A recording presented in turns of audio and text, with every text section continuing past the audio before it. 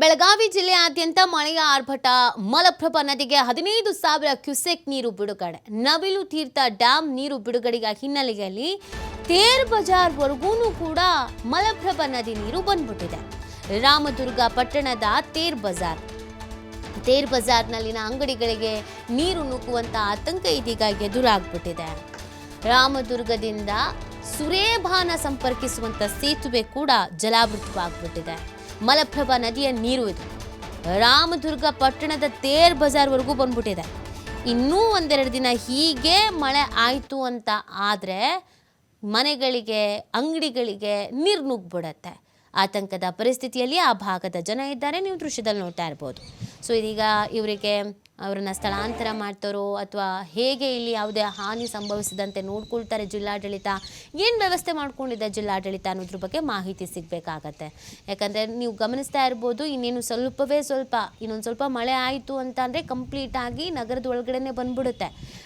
ಇಲ್ಲಿ ಸುರೇಭಾನ ಸಂಪರ್ಕಿಸುವಂಥ ಸೇತುವೆಗೆ ಜಲಾವೃತ ಆಗಿರೋದ್ರಿಂದ ಒಂದು ಕಡೆಯಿಂದ ಒಂದು ಕಡೆಗೆ ಜನ ಹೋಗೋದಕ್ಕೂ ಬರೋದಕ್ಕೂ ಕೂಡ ಸಂಪರ್ಕ ವ್ಯವಸ್ಥೆಗೆ ಇಲ್ಲದಂಥ ಪರಿಸ್ಥಿತಿ ನಿರ್ಮಾಣ ಆಗಿಬಿಟ್ಟಿದೆ.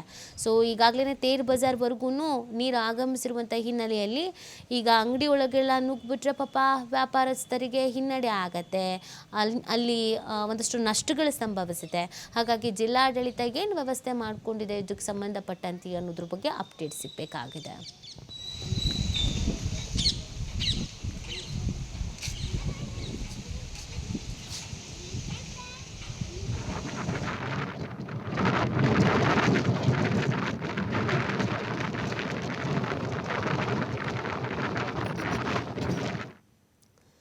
ಘಟಪ್ರಭಾ ನದಿ ತಟದಲ್ಲಿ ಪ್ರವಾಹ ಪರಿಸ್ಥಿತಿ. ಅಧಿಕಾರಿಗಳ ಜೊತೆಗೆ ಬಾಲಚಂದ್ರ ಜಾರಕಿಹೊಳಿ ತುರ್ತು ಸಭೆ.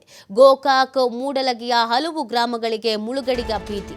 2 ತಾಲೂಕಿನ tahsildar, Gokak DYSP, PDO, CPI, PSI ಸೇರಿ ಅಧಿಕಾರಿಗಳ ಜೊತೆಗೆ ಸಭೆ. ಬೆಳಗಾವಿ ಜಿಲ್ಲೆಯ ಗೋಕಾಕ್ ನಗರದಲ್ಲಿ ನಡೆದಂಥ ಸಭೆ. ಗ್ರಾಮಗಳಿಗೆ ತೆರಳುವಂತೆ ಅಧಿಕಾರಿಗಳಿಗೆ ಶಾಸಕರು ಸೂಚನೆಯನ್ನು ನೀಡಿದ್ದಾರೆ. ಪಿಡಿಒ, ಗ್ರಾಮ ಲೆಕ್ಕಾಧಿಕಾರಿಗಳು ಆಯಾ ಗ್ರಾಮದಲ್ಲಿ ಉಳಿದುಕೊಳ್ಬೇಕು. ನದಿ ಪಾತ್ರದ ಜನರನ್ನ ಕಾಳಜಿ ಕೇಂದ್ರಕ್ಕೆ ಶಿಫ್ಟ್ ಮಾಡಬೇಕು. ಪ್ರತಿಯೊಂದು ಗ್ರಾಮದಲ್ಲಿ ಕಾಳಜಿ ಕೇಂದ್ರವನ್ನು ತೆರಿಬೇಕು ಅಂತ ಸೂಚನೆಯನ್ನು ನೀಡಲಾಗಿದೆ.